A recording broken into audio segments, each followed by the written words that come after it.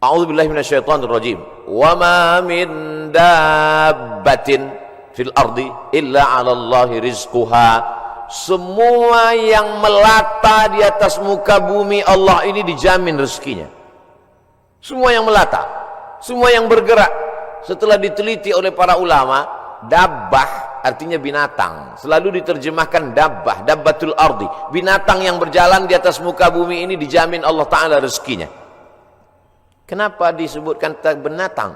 Kenapa tidak disebut wa ma min insanin, wa ma min nasin? Tidak ada manusia yang tidak dijamin rezekinya.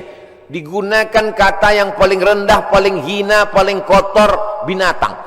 Kalau binatang saja dijamin rezekinya, apalagi yang mulia. Karramna bani Adam ala katsirin minal khalqi wa faddalnahum tafdila. Di antara semua makhluk ini manusia yang paling mulia. Khalaqnal insana fi ahsani taqwim.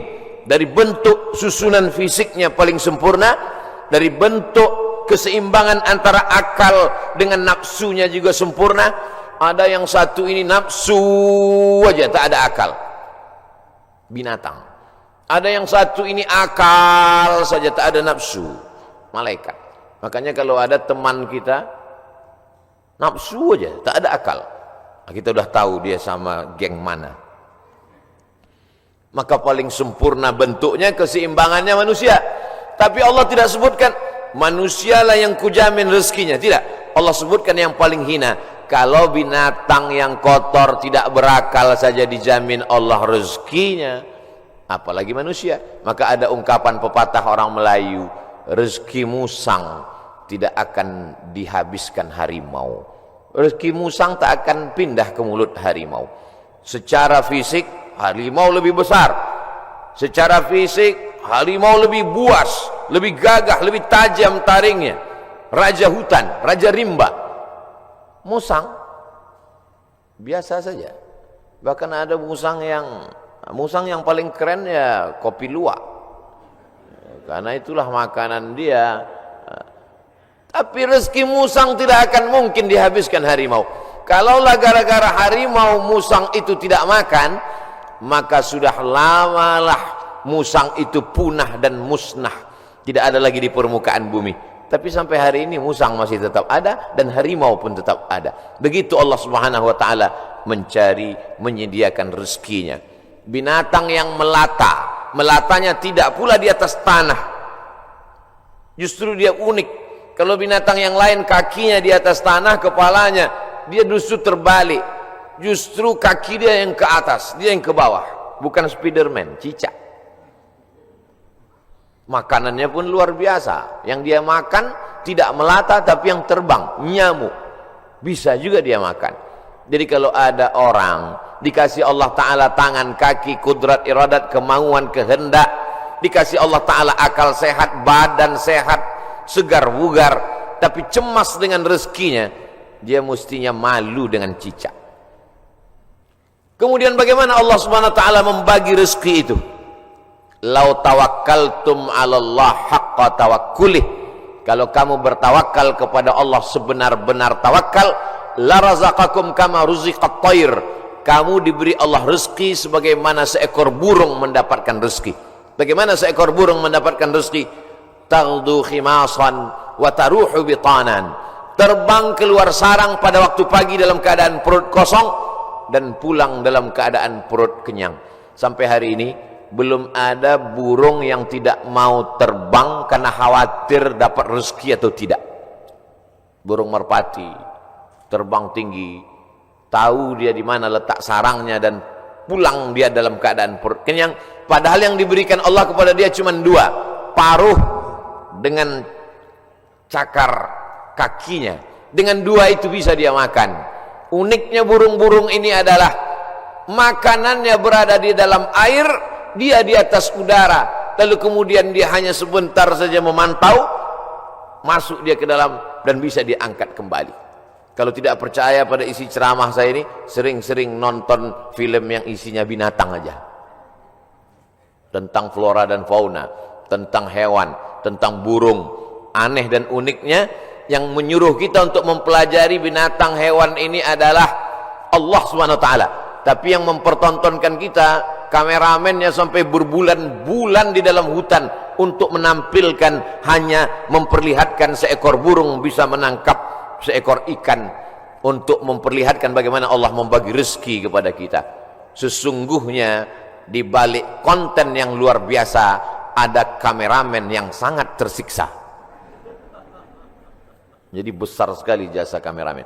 Jadi nanti kalau beberapa hari ini akan keluar gambar Abdul Somad ceramah di Masjid Sunda Kelapa sedang begini-begini, itu kameramennya luar biasa. Ini kameramen insyaallah masuk surga sama kamera-kameranya sekalian. Saudara yang dimuliakan. Cuman kameramen kalau bisa matanya harus seimbang. Jadi jangan selamanya begini. Jadi sekali-sekali begini, sekali-sekali. Saya khawatir nanti setelah tua matanya begini. Selalu ada keseimbangan. Saudara yang dimuliakan Allah SWT, kamera itu pun juga adalah rezeki. Kenapa? Yuntafa'u bihi. Kapan kamera menjadi rezeki? Ketika dia bermanfaat. Kalau kamera hanya untuk mengambil gambar orang yang membuka aurat, maka itu bukan kamera rezeki, itu namanya kamera Sony. Itu namanya kamera laknat. Itu namanya kamera yang mendatangkan, bukan pada mereknya, bukan pada kameramennya, tapi apakah dia mendatangkan manfaat atau tidak. Begitu Allah SWT memberikan rezeki. Suatu ketika ada salah seorang dari wali-wali Allah, setelah mendengar ceramah Ustadz bagaimana perjalanan Ustadz berdakwah, bagaimana perjuangan Ustadz, saya menganggap Ustadz salah seorang dari wali-wali Allah. Kata jamaah, mendengar itu saya, ente kok tahu? Saya ini wali murid. Kaedah kewalian, la ya'riful wali illal wali. Yang tahu bahwa itu wali adalah wali juga. Jadi kalau ada orang mengatakan, menurut saya Kiai Anu itu wali, berarti dia wali. Lalu siapa yang tahu bahwa dia wali? Kamu mengatakan Kiai itu wali? Iya. Terus yang ngangkat kamu jadi wali siapa? Saya sendiri, kata dia. Ini namanya buceri, bule ngecat rambut sendiri. Karena dia klaim saja ada seorang wali Allah. Seorang wali Allah ini berjalan, dalam perjalanan panjangnya dia melihat ada seorang wali Allah juga yang duduk di gurun pasir hanya berzikir. Lalu wali yang berjalan bertanya kepada wali yang duduk, kamu kenapa duduk dari tadi tidak cari rezeki? Kata wali yang duduk, apa kau tidak tahu firman Allah, wa ma min dabbatin fil ardi illa 'ala Allahi rizquha. Semua makhluk yang melata di atas muka bumi Allah, rezekinya sudah dijamin Allah. Percaya kau pada ayat ini? Percaya, aku wali Allah. Kalau percaya kepada ayat bahwa rezeki dijamin Allah, untuk apa lagi kita cari rezeki? Kalau kau tidak percaya bahwa rezeki dijamin Allah, lihatlah di atas pohon kurma itu ada seekor burung. Sejak telurnya menetas, sayapnya patah, dia tidak bisa terbang, tapi dia tetap menjadi burung yang besar di atas pohon kurma. Kenapa? Kita lihat nanti. Tak lama terlihat datang burung lain membawakan makanan. Datang burung membawakan cacing, datang burung membawakan ikan. Naik ke atas pohon kurma yang di atasnya ada seekor burung yang patah sayap. Begitulah kalau Allah berkehendak, rezekinya dijamin Allah, dia tidak perlu terbang. Datang burung lain membawakan. Burung yang datang ini bukan ojek online. Burung lain datang membawakan tanpa perintah manusia. Allah memerintahkan hatinya. Oh, begitu. Iya. Lalu apa kata wali Allah yang berdiri kepada wali Allah yang duduk? Kenapa kau tidak amalkan sunnah al-yadul ulya khairum minal yadis sufla? Kenapa engkau tidak memilih menjadi burung yang mendatangkan cacing dan ikan? Kenapa justru memilih menjadi burung yang duduk menunggu makanan datang? Mendengar itu wali Allah yang duduk itu tegak berdiri dan dia mengatakan, kalau begitu aku lebih memilih ingin menjadi burung yang membawakan makanan, karena mengikut sunnah Rasulullah SAW. Al-yadul ulya khairum minal yadis sufla. Tangan di atas Yang memberi lebih mulia daripada yang menerima. Artinya apa? Dengan rezeki, mencari rezeki, punya rezeki bermanfaat, maka orang itu lebih tinggi derajatnya daripada beriman, yakin, tapi hanya menanti, menunggu. Makanya dalam Islam diajarkan al-mu'minul qawiyyu, seorang mukmin yang kuat. Kuat fisiknya, kuat otaknya, kuat ilmunya, kuat finansialnya, kuat duitnya. Khairun, dia lebih baik di hadapan Allah. Wa ahabbu ilallah, lebih dicintai Allah minal mu'minid dha'if, daripada mukmin yang lemah. Wali Allah kalau menerima hadis mudah dia menerima. Ini contohnya. Wali Allah begitu menerima hadis langsung dia terima. Dia langsung tegak berdiri. Jadi kalau ada hari ini orang yang diyakini sebagai wali Allah tapi bertentangan dengan sunnah-sunnah Rasulullah, maka sesungguhnya bukan wali Allah. Jadi wali apa? Wali setan. Suatu ketika ada seorang wali Allah membawa murid-muridnya untuk menemui seseorang yang dikatakan wali Allah. Diceritakan dalam kitab Ar-Risalah Al-Qushairiyah, Imam Abdul Qasim Al-Qushairi. Murid-murid, kita mau ketemu dengan seorang wali Allah. Di mana Tuan Guru? Di masjid. Dia tidak pernah keluar masjid, dia dalam masjid. Ya, sampai di dalam masjid bertemu dengan wali Allah, bersalaman. Tiba-tiba orang yang dikatakan wali Allah itu, maaf, meludah dalam masjid. Lalu kemudian saat itu juga sang guru berkata, mari kita tinggalkan orang ini bukan wali Allah. Kenapa Tuan Guru? Dia banyak karamahnya, dia mulia. Karena dia meludah dalam masjid. Perbuatannya bertentangan dengan syariat, bertentangan dengan sunnah Rasulullah SAW. Karena bumi yang paling mulia adalah masjid, meludah dalam masjid adalah menghinakan masjid, maka perbuatannya sudah menjatuhkan kedudukan dirinya di hadapan Allah karena bertentangan dengan sunnah Rasulullah SAW. Jadi mudah saja standar hidup ini, ikuti saja sesuai dengan ketentuan yang dibawa oleh syariat Nabi Muhammad SAW, termasuk dalam hal mencari rezeki ini. Kalau dia ikuti sunnah Rasulullah dengan cara yang halal, maka itu berarti dia adalah termasuk umat Muhammad SAW.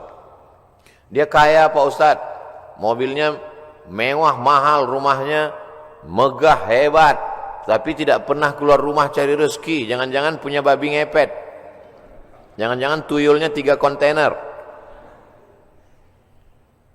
Nahnu nahkumu bizzawahir, kita menghukum orang itu dengan melihat zahirnya. Yang tahu batinnya hanya Allah Subhanahu wa taala. Wallahu yatawallas sarair. Ini pembahasan tentang rezeki. Lalu kemudian hubungannya dengan pandemi. Pandemi artinya wabah penyakit yang menyerang serentak pada satu masa di beberapa negeri. Itu arti pandemi menurut Kamus Besar Bahasa Indonesia. Jangan pandemi kata orang, pandemi juga kata kita. Pas ditanya orang apa itu pandemi, ya masih sejenis demi-demi juga lah. Bahasa Arabnya wabah. Maka doa ulama, Allahumma dafa'anal wabah, angkatlah wabah. Bahasa Arabnya wabah, sampai ke Indonesia ujungnya hamzah berubah jadi ha, wabah. Banyak sekali kata-kata serapan bahasa Arab begitu sampai ke kita berubah. Wabah jadi wabah. Zahir lawannya batin. Telapak tangan ini batin, ini zahir. Kenapa ini disebut batin? Karena tertutup. Kenapa ini disebut zahir? Karena terlihat. Oh kalau begitu ini bisa juga disebut batin tertutup Pak Ustaz? Enggak, karena yang bisa tertutup cuman ini. Siapa yang bisa menutup ke sini? Enggak bisa. Maka ini disebut batin. Zahiruha wa batinuha, zahir dan batin. Sampai ke Indonesia berubah. Mohon maaf, lahir dan batin. Tidak apa-apa, kita teruskan saja kekeliruan itu, karena sudah menjadi umum. Ada nama kamus bahasa Arab khotok sya'i', khotok salah, sya'i' tapi populer. Ternyata kalau salah tapi populer, diteruskan saja kesalahan itu. Nah, kembali kepada pandemi wabah. Wabah ini bukan sesuatu yang baru. Ada kota namanya Yathrib. Yathrib itu artinya kota yang banyak wabah penyakit. Nabi selalu merubah nama yang tidak baik kepada nama yang baik. Kamu mau kemana? Saya mau ke kampung wabah. Namanya saja sudah membuat kita memberikan efek negatif. Nama Abdul Somad, tempat tanggal lahir wabah COVID-19. Maka memberikan efek yang tidak baik. Maka Nabi merubah nama yang tidak baik. Yathrib dirubah Nabi namanya menjadi Al-Madinah Al-Munawwarah, kota peradaban yang terang benderang. Kenapa terang benderang? Ketika Nabi datang ke sana, maka terang benderanglah hati mereka, terang benderang pikiran mereka, terang benderang kota Madinah. Mereka sambut dengan Tola'al Badru alaina. Badru artinya bulan purnama yang terang benderang. Kalau bulan itu bulat, namanya Badar. Kalau bulannya masih sabit, namanya Hilal. Yang selalu dicari-cari orang, hilal. Hati-hati kalau ibu punya suami hilal. Saudaraku yang dimuliakan Allah Subhanahu wa taala. Maka pandemi wabah menyebar sudah terjadi sejak lama. Makanya dalam hadis dikatakan al-mat'unu syahid. Orang yang meninggal karena wabah ta'un, wabah penyakit, pandemi, maka dia mati syahid. Saudara kita, sahabat kita, kawan kita, tetangga kita, satu sekolah dengan kita meninggal dunia. Berikan kabar gembira kepada istrinya kalau suaminya meninggal. Sabar Pak, dia meninggal sebagai seorang syahid. Wala taqulu liman yuqtalu fi sabilillahi amwat. Jangan kau katakan orang yang mati syahid itu mati. Bal ahya, mereka hidup. Tapi mereka meninggalnya ketika mau Idul Fitri, Pak Ustaz, bajunya sudah dibeli. Ada yang lebih sayang kepada dia daripada kita. Kita tidak tahu entah apa amal dia sehingga Allah memilih dia untuk berhari raya bersama para malaikat, bersama Allah Subhanahu wa taala. Maka mendengar cerita kita itu lapang dadanya. Kata-kata kita mestilah menjadi setawar sedingin, menawarkan hati yang luka, mendinginkan hati yang panas dari ucapan kata-kata yang menyejukkan. Kalau kita tidak bisa menenangkan orang dengan materi, maka tenangkanlah dengan kata-kata. Rezeki di masa pandemi berkurang. Berapa banyak pegawai, pekerja perusahaan yang di PHK, dirumahkan, kolaps perusahaan, bisnis. Bahkan ada seorang bisnismen yang cerita ke saya, Ustaz Somad, semua bisnis buatan manusia hancur roboh diterjang badai pandemi COVID-19. Yang bisa bertahan adalah yang buatan Allah Subhanahu wa taala. Tanaman kelapa sawit, harga karet, kelapa bertahan. Bisnis yang diciptakan, dibuat manusia, dikreasikan manusia, tumbang Pak Ustaz. Tapi orang beriman tidak pernah berputus asa. Kenapa? Karena dia melihat, memandang itu sebagai hakikat yang datang dari Allah Subhanahu wa taala. Dia berpikir cerdas. Dulu ketika rezeki saya lancar, bisnis saya sampai tidak sempat ke masjid Ustaz, sampai tidak sempat ikut pengajian. Alhamdulillah, dengan adanya pandemi ini kami masih bisa menyekolahkan anak, masih bisa makan, mungkin rezeki berkurang, tapi saya lebih sering ngaji Pak Ustaz. Oh, jadi kamu sering pengajian? Iya, tapi wajah kamu nggak pernah terlihat. Saya pakai masker Pak Ustaz. Kamu sering ikut kajian saya? Ikut Pak Ustaz, tapi saya nggak pernah ngelihat kamu. Saya jamaah online Pak Ustaz. Insya Allah yang ikut pengajian online, surganya tetap offline. Jadi jangan khawatir. Ini ada juga ustaz-ustaz yang menakut-nakuti jamaah, yang selama ini hanya online saja, surganya pun online. Untung jamaahnya kurang cerdas. Kalau jamaahnya cerdas, mana ada surga online? Surga online itu surga bid'ah. Saudara yang dimuliakan Allah Subhanahu wa taala, jadi ketika kita melihat sesuatu itu dengan perenungan, maka sesungguhnya ada hikmah yang luar biasa di balik apa yang diberikan Allah. Asa an takrahu syai'an, boleh jadi kau benci sesuatu, fa huwa khairul lakum, tapi di balik kebencian kamu itu ada manfaat, hikmah yang luar biasa. Asa an takrahu syai'an, boleh jadi kamu tidak suka pada sesuatu, wa yaj'alallahu fihi khairan katsira, dijadikan Allah di balik itu semua ada kebaikan-kebaikan.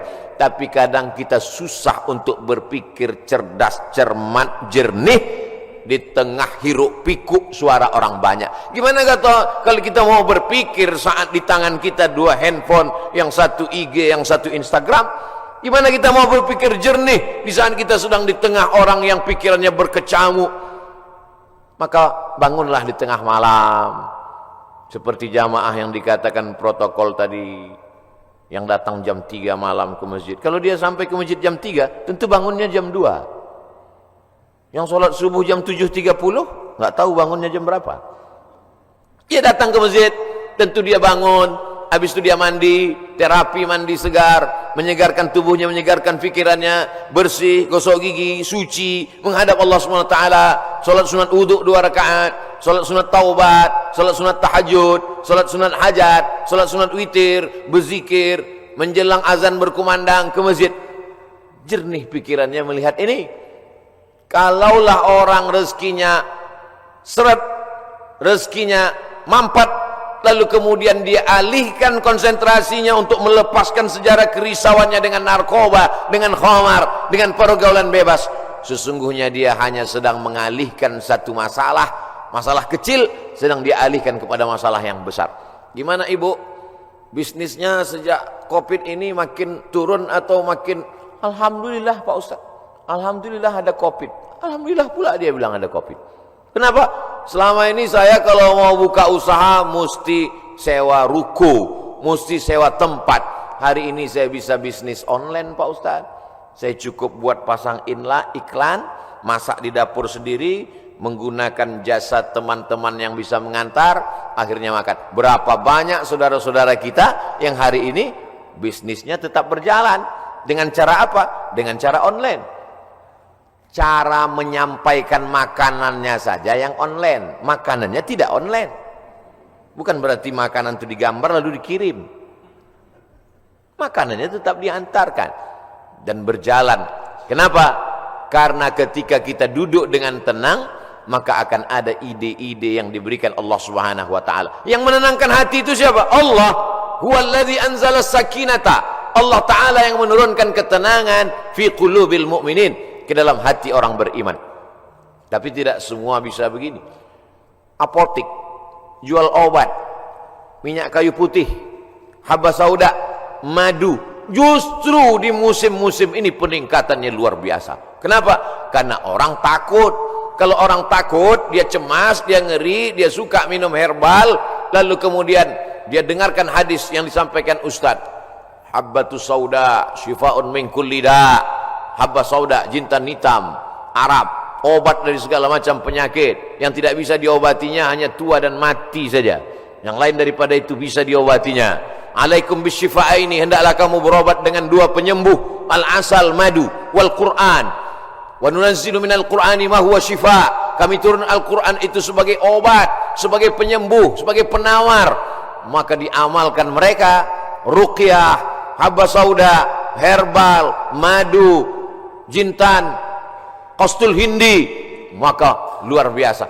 Tapi saya tidak bisa berpindah dari bisnis ini ke sini Pak Ustaz. Loh, yang mengatakan engkau tidak bisa bisnis dari pakaian ke herbal itu siapa? Kita sendirilah yang mengkerangkeng pemikiran kita. Kita yang membuat aturan, kita yang membuat diri kita terjebak. Saya sudah usaha pakaian, maka saya tidak bisa berpindah ke usaha lain. Yang membuat kaedah itu dia diri dia sendiri, dia sendiri membuat kerangkeng, dia sendiri yang berada di dalam, dia sendiri yang menguncinya. Itu sama seperti orang yang membuat kerangkeng besi, dia masuk ke dalam, dia kunci dari dalam, dia buang kuncinya keluar. Dia mengkerangkeng dirinya. Kamu bisa berpindah dari dagangan pakaian ke jualan herbal, berpindah dari berdagang bisnis ini beralih ke sini. Itu adalah pilihan yang ada pada diri kita sendiri. Ada pilihan yang tidak bisa kita pilih. Abdul Somad menjadi orang Melayu, datang dari pulau Sumatera, itu tidak bisa kita memilih. Saya tidak bisa memilih. Malaikat tidak pernah dulu memberikan saya pilihan di alam rahim, Abdul Somad, kau mau jadi orang mana? Mau jadi orang Amsterdam atau mau jadi orang Riau? Tak ada. Itu bukan pilihan saya. Itu pilihan takdir dari Allah Subhanahu wa taala. Tapi ada masanya kita bisa memilih antara bisnis ini atau ini, beralih ini atau ini. Ustaz, ada yang mau saya tanyakan Ustaz? Ya silakan. Bolehkah saya beralih bisnis? Boleh. Yang tak boleh beralih ke lain hati. Saudaraku yang dimuliakan Allah Subhanahu wa taala. Jadi bagaimana tiba-tiba pikiran kita menjadi sempit sampai tidak nampak solusi? Bagaimana tiba-tiba hati kita ini menjadi beku sampai semuanya terasa menyulitkan, menyusahkan kita? Maka Allah Subhanahu wa taala memberikan kita kelapangan.